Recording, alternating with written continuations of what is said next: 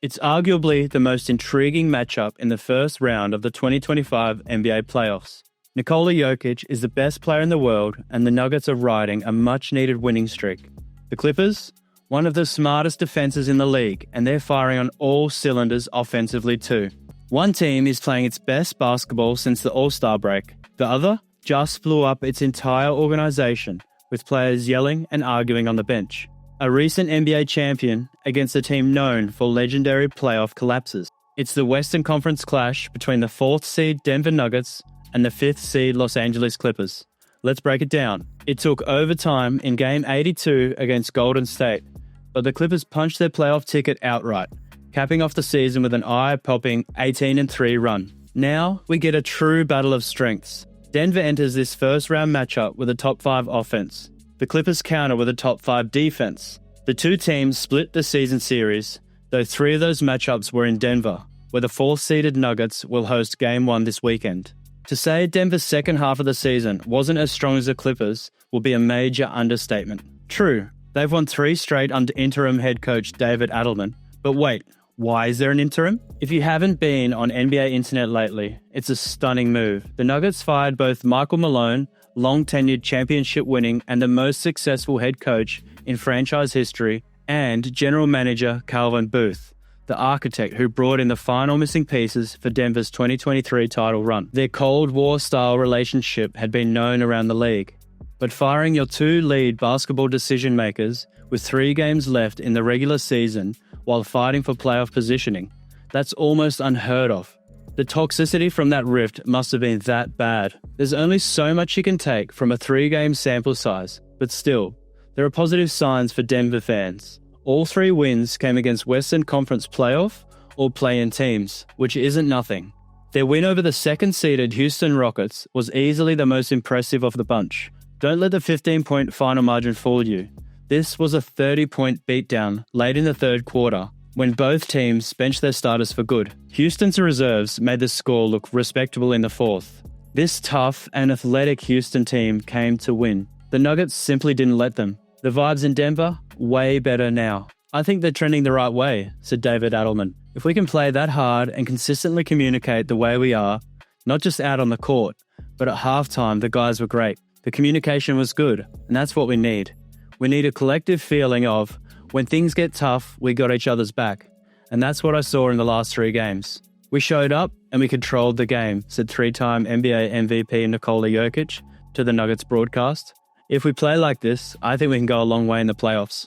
As the Nuggets cruised through garbage time in their regular season finale, the only thing left to determine was who they'd face in Game 1 of the first round. The answer came from a dramatic 4th quarter and eventually overtime in San Francisco. When the dust settled, it was the Los Angeles Clippers who locked up a 5th seed with a 124-119 win over the Warriors. If Golden State had pulled it out, we'd be talking Nuggets vs Timberwolves instead. Now, we get a rematch 5 years in the making.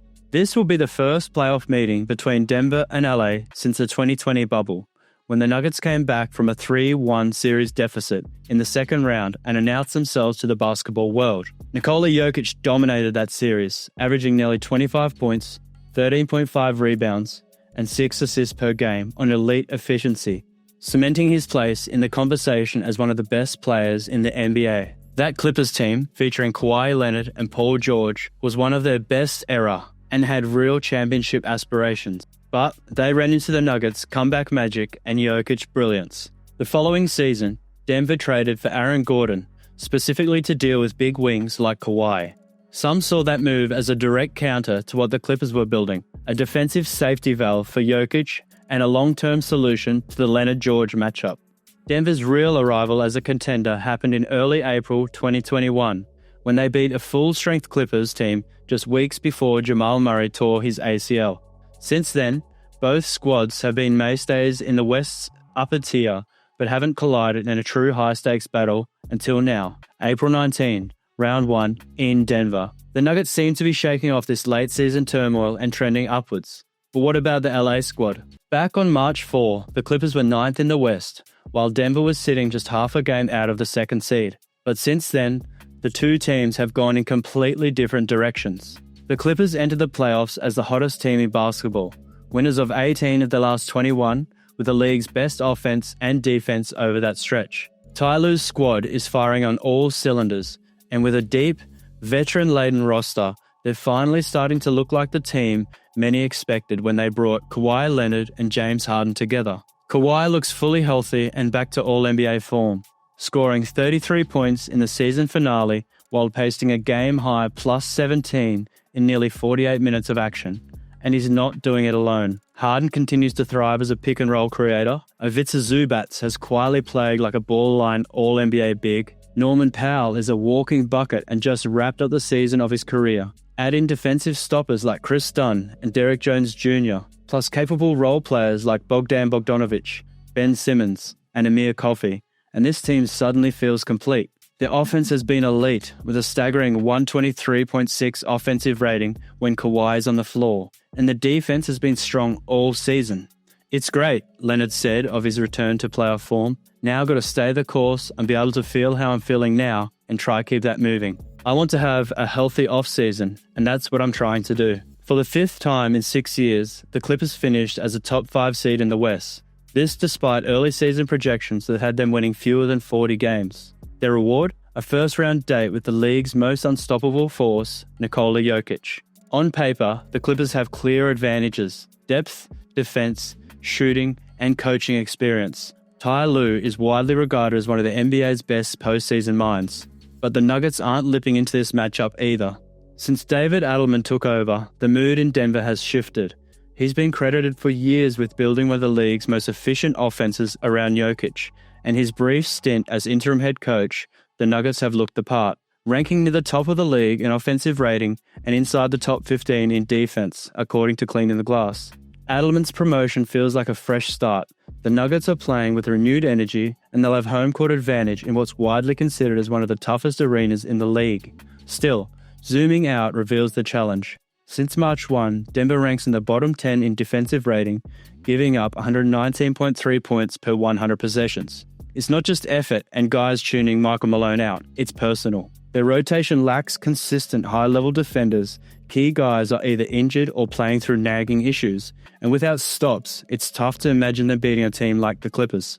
Harden could carve them up in pick and roll, Leonard could dominate them in isolation, and if Denver throws Aaron Gordon at Kawhi full-time, they remove a critical safety net behind Jokic, something that could unravel their entire defense. So the question isn't just whether the Nuggets can score, it's whether they can survive. This matchup starts pulling on a thread Denver doesn't want to see unravel. Let's say Gordon is guarding Leonard and Christian Brown, who's solid, gets the assignment on Harden. That leaves Jamal Murray or Michael Porter Jr. chasing Norm Powell, who's had a borderline all-star season. Woof! How is that going to work exactly? The Nuggets do have a strong defender in Peyton Watson on the bench, someone they can throw out there. But if he's subbing in for Murray or Porter Jr., where's the outside shooting coming from on the other end? Of course, the Clippers will need to find ways to slow down Denver, but they're better equipped to do so than you might think. This roster is filled with quality defenders who operate in sync, with the kind of cohesion that can disrupt even elite offenses.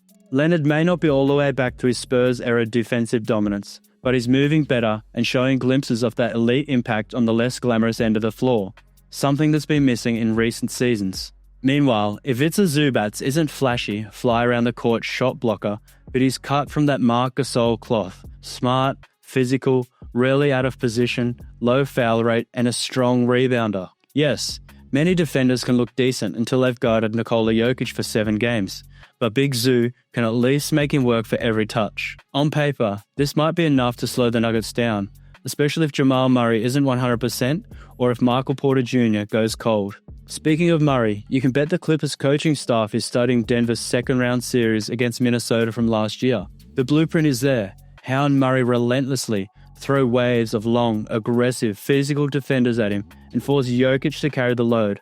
And with Jamal entering the postseason banged up again, yikes. Jokic will see extended minutes in the playoffs, but he can't play all 48, and that's when the pressure shifts to the rest of the roster. Denver needs to stay afloat during those non-Jokic minutes. For the 4th consecutive season, Jokic led the league in on-off differential. With him on the floor, the Nuggets were a plus 10.5 per 100 possessions. Without him, a brutal negative 9.3. That's a staggering 19.8 swing. Big enough to turn an offense that leads the league into one of the bottom line by a mile. Yes, Nikola's value is that high. Aaron Gordon will likely serve as Denver's small ball center when Jokic sits. Despite dealing with a nagging calf injury, Gordon has quietly had a very strong season, playing tough defense, catching lobs from Jokic, bullying mismatches in the post, and, surprisingly, hitting a career-high 43% from deep. The volume may not be high, but the efficiency is undeniable. Now, while Denver's main concern is managing non-Jokic minutes, the Clippers' biggest worry is Kawhi's health. There's always a risk he might miss time or be unable to finish the series, an unfortunate reality after years of injuries. But to their credit, the Clippers have managed him well all season. They've been deliberate in easing him into the year, sitting him for most back-to-backs, and relying on Harden and Norm Powell to take on more of the load. That careful pacing has paid off. Leonard looks like an all-NBA talent again, and if he can stay on the floor, this Clippers team is a real threat. This is one of the most intriguing series in these playoffs for a reason. According to FanDuel Sportsbook, this is the closest bet in the entire first round. Denver is considered a slight favorite, with the most popular betting outcomes being a Nuggets victory in 7 games or a Clippers victory in 6. Who do you think will take this series and why? Drop your predictions in the comments. We have more breakdowns like this one coming, so don't forget to like, subscribe, and hit that notification bell for more in-depth basketball stories and analysis.